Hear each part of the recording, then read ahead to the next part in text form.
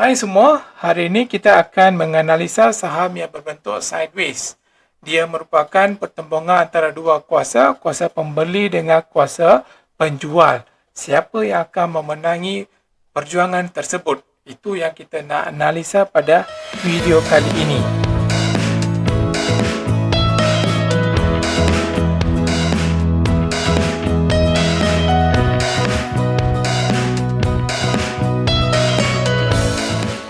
Sekarang kita akan melihat apa itu sideways pattern. So, itu yang pertama kita kena memahami.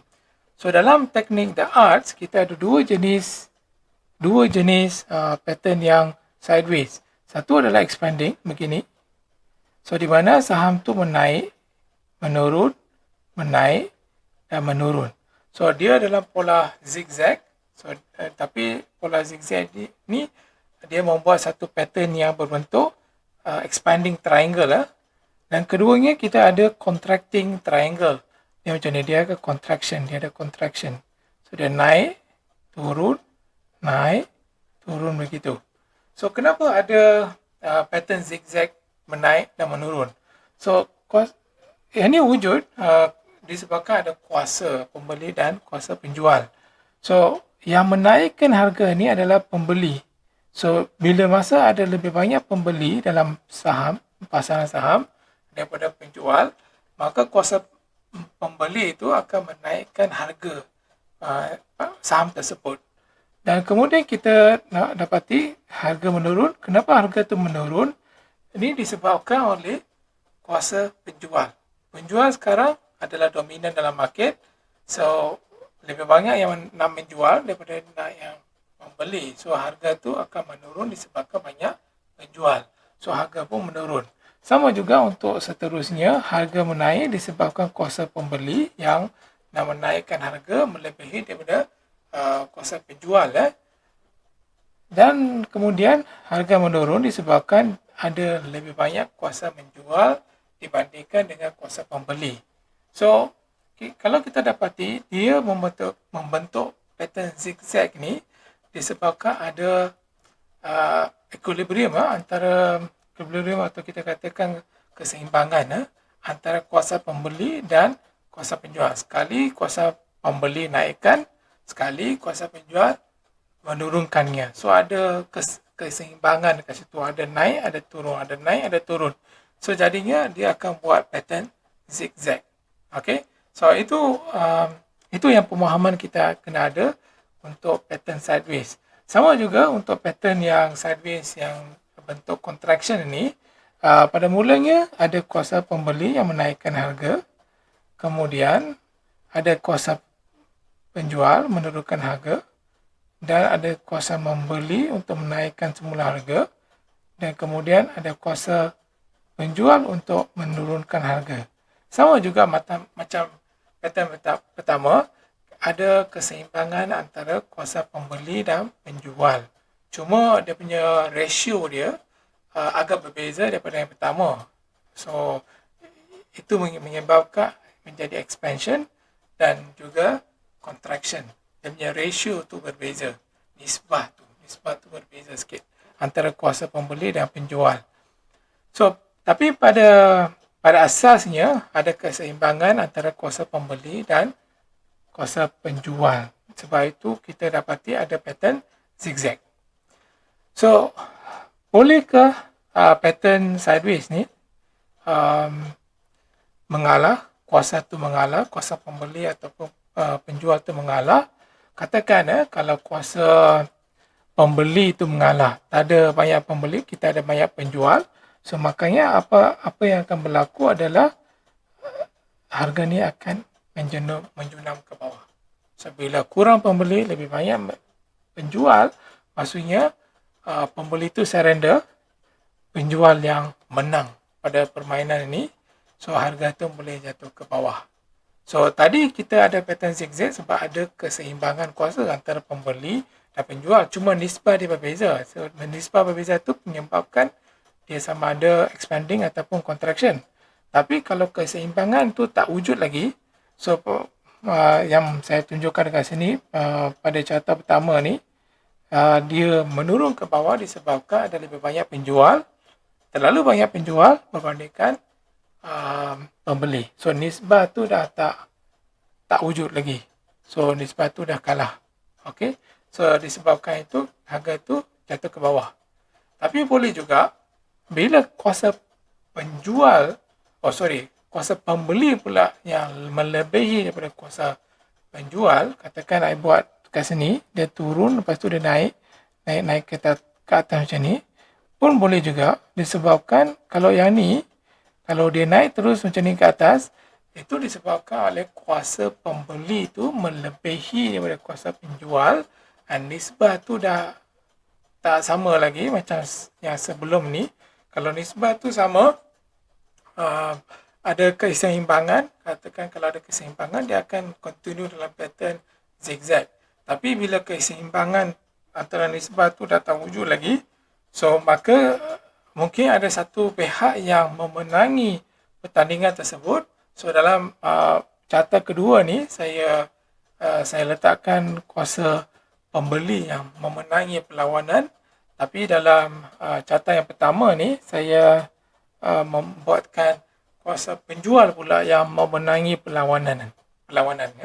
So apa yang saya nak kata dekat sini, pattern zigzag ni akan continue bila ada keseimbangan dalam market antara kuasa pembeli dan penjual dalam kadar nisbah tertentu. Tapi nisbah keseimbangan ini akan tak wujud lagi bila ada satu pihak yang memenangi perlawanan tersebut. Maknanya lebih banyak penjual ataupun pembeli menguasai pasaran terlalu banyak, sampaikan pattern zigzag ini pun kita tak boleh nak sustain lagi. Okay? So kita sekarang nak menganalisa pattern zigzag ni, macam mana nak mengetahui siapa yang akan memenangi perlawanan ini, ataupun kuasa mana yang akan memenangi dalam pertandingan antara pembeli dan penjual ni. Adakah penjual ataupun kuasa pembeli? Itu yang kita nak tengok pada video kali ini. Okey, sekarang kita akan lihat carta pertama ni. So dalam carta pertama ni, apa yang kita dapati, dia adalah satu contraction. So kita tengok dia punya arrow ni, dia harga tu, dia punya high tu makin mengurang dan dia punya low tu makin menaik. So kita dapati dia ada satu jenis contracting punya triangle. So dia adalah satu bentuk, ini adalah satu bentuk sideways. Kita dah tengok dalam sebelum ni, ada dua jenis, contraction dan expanding. So ini adalah contraction punya triangle. So dalam triangle ni kita nak tengok sama ada pada penghujungnya siapa yang akan menang. Adakah pembeli yang akan menang, kuasa pembeli yang akan menang, ataupun melebihi penjual, ataupun kuasa penjual yang akan melebihi daripada pembeli. Itu yang kita nak menganalisa. Okey. So untuk menganalisa sideways pattern ni, kita kena ada dua. Kita kena analisa dari dua segi. Satu pembeli dan juga satu lagi penjual. So pada mulanya saya nak analisa kuasa pembeli. Kita nak tengok siapa yang ada power ataupun tenaga untuk naik ke atas. Siapa, sama ada pembeli yang mempunyai tenaga untuk naik ke atas ataupun penjual yang ada tenaga untuk menurun ke bawah. Okey, so kita akan tengok, so kalau kita tengok yang ni adalah harga menurun. Harga menurun, siapa yang control market adalah penjual. Penjual yang control the market. Lepas tu harga menaik. So kalau kita tengok harga menaik ni, okey, siapa yang control market adalah pembeli. So sekarang kalau kita ambil kita punya Fibonacci punya tool, lepas ni saya akan buat satu video yang buat analisa pada saham sebenar. So yang ni kita just belajar dari segi teori bagaimana nak menggunakannya. So apa yang kita kena tengok sekarang, apakah penjual, apakah retracement yang kita dapati. So maksudnya kita kat sini kita dapati penjual, Lepas tu kita dapati pembeli dekat sini. Yang hijau ni adalah pembeli, yang kuning ini adalah penjual. So katakanlah kalau kita tengok dari segi percentage dia, mungkin kalau kita tengok dari segi dari hujung ni sampai ke bawah ni, sampai ke bawah ni, kita dapati pembeli ni boleh cover up, ataupun dia boleh lepas dia turun dia boleh naik kembali sampai lebih kurang, mungkin kat sini kita ada 60%. 60% kenaikan. Dan kemudian itu adalah pada cycle pertama. So yang ni bila kita ada kenaikan, so dia naik, turun, naik balik, dia mewujudkan satu cycle. So kita boleh, so ini adalah cycle pertama. Dan kita ada cycle yang kedua. Cycle kedua kita dapati ini adalah kuasa penjual. Kemudian kita ada kuasa pembeli. So kita dapati dari turun ke naik ni, dia buat satu cycle. Ni turun, bawah, naik. Dia buat satu cycle. So cycle ni kita boleh labelkan sebagai cycle yang kedua. Kita perlu ada 2 cycle sebelum kita nak buat conclusion. So sekarang kita tengok trend banyak mana dia boleh naik kembali. Tadi dia turun banyak ni kan, banyak mana dia boleh naik kembali. So kita kena mengukur dari sini sampai ke sini, banyak mana dia boleh naik kembali. So kita dapati dia boleh naik kembali. So dia naik 80%. Kita naik 80%. So apa yang kita dapati dari 60%, so kita dapati dia punya demand.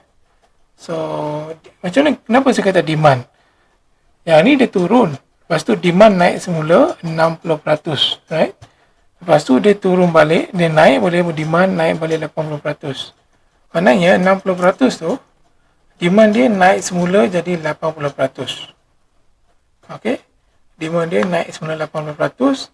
Itu menunjukkan siapa yang menang. So dia lebih banyak permintaan, dia lebih banyak demand. So maksudnya ataupun kita boleh tulis ada tenaga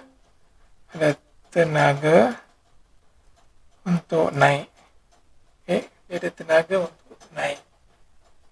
Itu yang kita boleh konklusikan dalam pemerhatian kita. Bila demand tu dia naik daripada 60% ke 80%, maksudnya dia ada tenaga untuk naik. Itu yang pertama. Dan kita nak buat analisa berkenaan dengan penurunan pula. Penurunan. So kali ini saya akan tengok penurunan, bagaimana dia boleh menurun. So maksudnya kita akan tengok kenaikan ni, bagaimana dia akan menurun. So ini adalah cycle. Dan kita perlu cycle yang satu lagi, ini menaik dan menurun. Right? So kita perlu 2 cycle. Sama macam tadi. 2 cycle ni maksudnya kalau tengok yang tadi, kita nak tengok bahagian ni tau. Kita nak menganalisa bahagian ni sama ada harga akan ada kemungkinan menaik atas atau menurun ke bawah. So yang ni kita dapati dia ada tenaga untuk naik lah. So sekarang kita akan guna carta yang sama juga. Kali ini kita akan tengok sama ada dia ada power atau tenaga untuk menurun. Ini cycle yang pertama. Ini cycle yang kedua. So pada cycle yang pertama ni, kalau kita tengok dia punya penurunan ni, ini kenaikan dia, right? Sampai ke sini, right? Ini kenaikan dia. Penurunan dia hampir 99%. 99% menurun. Lepas tu cycle kedua pula dia ada kenaikan kat sini. Lepas tu dia ada penurunan, right? So kenaikan, dia ada kenaikan kat sini, habis itu penurunan. So kita nak tengok penurunan tu banyak mana. So kalau ikutkan kat sini, kalau kita buat pembaris, kalau kita tengok banyak mana dia turun, kita boleh tengok lebih kurang dia turun 30%. Okey, dia turun 30%.